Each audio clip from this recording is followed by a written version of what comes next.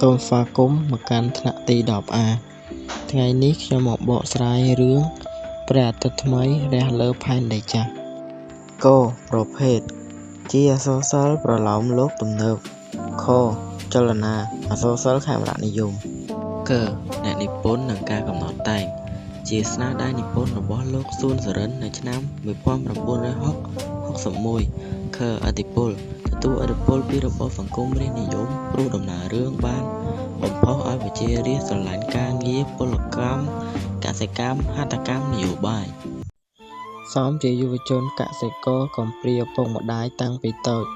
មានប្រពន្ធម្នាក់ឈ្មោះនាងសយកំព្រាឪពុកម្ដាយដូចគ្នា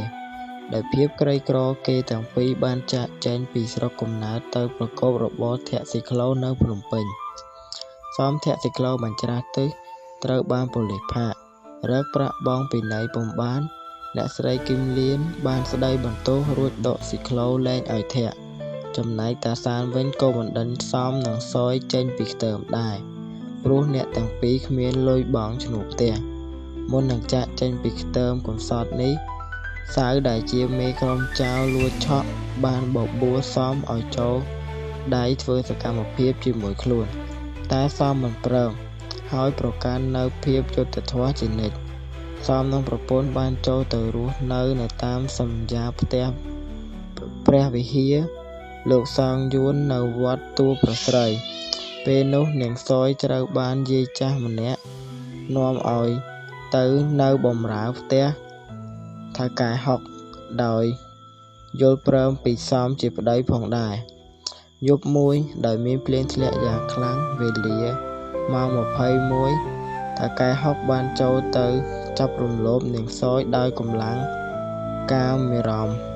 យ៉ាងប្រៃផ្សៃបំផុតដោយមានការឈឺចាប់ជាខ្លាំងព្រឹកឡើងនាងបានចាកចេញពីផ្ទះថៅកែហុកដើម្បីទៅរកមិត្តកម្មករត្រីចក្រយានរបស់ប្តីនាងគឺនាយមីនិងនាងមុំក៏បានជួបប្រពន្ធហើយដឹងថាថៅកែហុកធ្វើអំពើមិនគប្បីមកលើប្រពន្ធនោះទោះបីប្រពន្ធនិងមិត្ត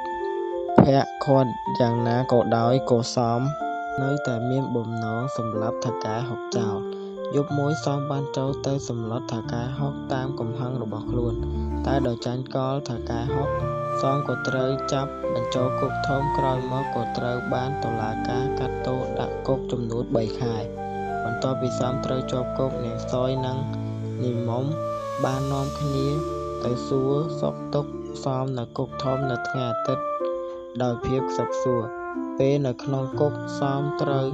បានបពពួកជាប់គុកមុនមានឈ្មោះហួរសួរនិងពួកអនុរិយនាំគ្នាវាយធ្វើបាបដោយគ្មានការពិចារណាឡើយក្រោយពីការណែនាំអប់រំពូឈ្មួញគុកសមនិងនាងសយក៏ត្រូវមកជូនទៅផ្ទះនៅជិតវត្តមហាមន្ត្រីដោយត្រីចក្រយានថ្ងៃបន្ទាប់មកក៏បានទទួលស៊ីក្លូពីសេដ្ឋីនីចិត្តល្អមេម៉ាយម្នាក់ឈ្មោះយីកានពេលសមទៅរកប្រាក់ត្រូវឡានបុកសន្លប់បាត់ស្មារតីត្រូវដឹកទៅមន្ទីរពេទ្យកេតុមាលារួចពីគ្រោះថ្នាក់សមក៏បានចូលទៅធ្វើការនៅរោងចក្រឧស្សាហកម្មសាប៊ូដោយសារការព្យាយាមពេលការប៉ូរ៉ាល់លាឈប់ទៅថៅកែក៏តែងតាំងសមជំនួស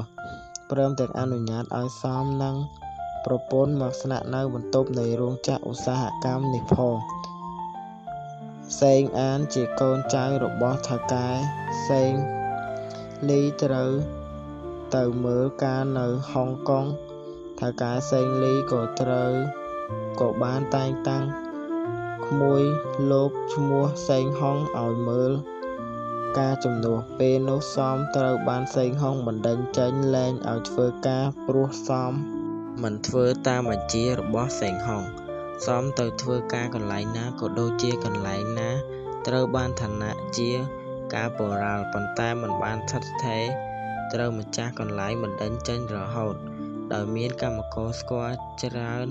សមក៏បានបង្កើតសមាគមកម្មករមួយតែក្រោយមកក៏ត្រូវបាននយោបាយបោកប្រាស់ធ្វើជាឈ្នន់ក្នុងការបោះឆ្នោតជ្រើសរើសតំណាងរាស្ត្រសមាជិកតំណាងរាស្ត្រថ្មីបន្ទាប់ពីបានជាប់ឆ្នោត ហើយក៏ក្រឡាស់ធ្វើជាលែងទទួលស្គាល់អ្នកដែលធ្លាប់ជួយខ្លួនសមដឹងខ្លួនហើយពោលថាតទៅមុខលែងមិនដោយឲ្យអ្នកនយោបាយបោកប្រាស់ទៀតហើយសមនឹកមកមីថាអោណអ្នកនយោបាយវាខ្លាចទៅជាអ្នកនយោបោកទេតានាងសយមានគាល់គ្មានលុយទិញថ្នាំសង្កូវដល់គ្រប់ខែត្រូវឆ្លងទន្លេសមទៅពឹងគ្រូពេទ្យនរាឲ្យជួយតែគេមិនបានសម្រេចនាងសយក៏ស្លាប់ក្នុងពេលសម្រាលទៅបន្ទាប់ពីប្រពន្ធស្លាប់ទៅសមក៏ប្រកបមុខរបរធាក់ស៊ីក្លូទៀតតែមិនសមប្រកបសមបានទៅពឹងពាក់លោកយើងជាតំណាងរាស្ត្រដែលសមធ្លាប់ជួយក្នុងពេលបោះឆ្នោតតែអកុសលលោកយើងបែរជាធ្វើមិនស្គាល់សមទៅវិញបន្ទាប់មកសមក៏ក្លាយជាមនុស្សអនាថាគ្មានទីជម្រកគ្មានអ្វីសម្គាល់ខ្លួនត្រូវប៉ូលីសចាប់ឃុំខ្លួនអស់ពី3ថ្ងៃទើបដោះលែងវិញដោយខ្លួនគ្មានទីពឹងហើយការស្រេកឃ្លានធ្វើទុកខ្លាំងពេកសមក៏ដាច់ចិត្តត្រូវប្រកបរបរចោលឆក់បន្ទាប់ពីការបំភ្លឺរបស់មីសមក៏យល់ព្រមយករបស់របរដែលនៅសេសសល់ទៅប្រគល់ឲ្យម្ចាស់ដើមវិញតែលោកអុកញ៉ាសម្បូរសម្បត្តិមិនព្រមក៏ចាប់បញ្ជូនទៅឲ្យភ្នាក់ងារប៉ូលីសក៏ចាប់ឃុំឃាំងក្នុងគុក6ខែសមដើរឆ្លងផ្លូវត្រូវឡានរបស់លោករដ្ឋមន្ត្រីវ័យក្មេងបុកលោករដ្ឋមន្ត្រីវ័យក្មេងក៏នាំសមទៅមន្ទីរពេទ្យហើយជួយឲ្យសហួយចំនួន500រៀលព្រមទាំងបានផ្ដាំឲ្យសមទៅរកគាត់កុំបីខានតែសមបែរជាប្រកែកមិនយកលុយហើយឲ្យលោកសមក៏បានសុខកាយសប្បាយចិត្តចាប់ពីពេលនោះមកក្រោយពេលដែលស្រុកទេសទទួលបានឯករាជ្យសន្តិភាពពេញបរិបូរណ៍ក្រោយមកព្រះរាជាអូនីយកិច្ចរបស់អង្គសម្ដេចឪសមក៏បានវិលទៅប្រកបការងារជាកសិករនៅស្រុកកំណើតវិញដោយរីករាយព្រោះរដ្ឋាភិបាលសង្គមរាស្ត្រនិយមបានបំពេញបំណងរាស្ត្រក្រោមព្រះរាជបូជនីយកិច្ចដឹកនាំរបស់អង្គសម្ដេចឪទីក្រុងភ្នំពេញបានរីកចម្រើនលើគ្រប់ផ្នែកគ្រប់វិស័យព្រះអង្គបានរៀបចំមានសមាជជាតិគឺនៅពេលនោះមានសមាជជាតិលើកទី9តួអង្គនៅក្នុងរឿងនេះមានសួនសមនាងសយសៅដែលជាចៅថៅកែហុកនាងមីនាងមុំថៅកែសេងហុងលោកយេងយាយកានលោកស្រីសឹមគឹមលៀនសេងអានថៅកែសេងលីលោកអុកញ៉ាសម្បូរសម្បត្តិនិងរដ្ឋមន្ត្រីប្រធានរឿងនិយាយតាក់ទងទៅនឹងជីវិតតស៊ូរបស់កម្មករក្រខ្សត់នៅទីក្រុងអត្តរោគអ្នកនិពន្ធប្រើប្រាស់ពាក្យពេចន៍សាមញ្ញងាយយល់មានលក្ខណៈបែបប្រជាជនខ្មែរបញ្ហាសន្តិសុខសុវត្ថិភាពប្រជារាស្ត្ររស់នៅដោយភ័យខ្លាចដោយមានអំពើចារកម្មដូចជាលួចឆក់គំរាមយកប្រាក់ដំណោះស្រាយសន្តិភពសុវត្ថិភាពកើតមានឡើងវិញនៅវិស័យកសិកម្មរីកចម្រើនព្រោះតែការយកចិត្តទុកដាក់លើនយោបាយឧត្តមគតិអប់រំឲ្យមនុស្សចេះស្រឡាញ់យោគយល់គ្នាកុំយកទ្រព្យសម្បត្តិអំណាចទូនាទីទៅរំលោភបំពានអ្នកដទៃប្រកាន់យកនៅភាពស្មោះត្រង់ក្នុងការរស់នៅកុំប្រព្រឹត្តអំពើល្មើសច្បាប់នាំឲ្យប៉ះពាល់អ្នកដទៃអត្ថរសរឿងនេះបានបង្ហាញពីការចេះប្រើប្រាស់ប្រាជ្ញានិងការខិតខំតស៊ូក្នុងជីវិតហើយក៏បានបង្ហាញឲ្យមនុស្សគ្រប់រូបចេះជួយយកអាសាគ្នាទៅវិញទៅមកមិនត្រូវអាងខ្លួនមានអំណាចធ្វើបាបគេទេសន្និដ្ឋាន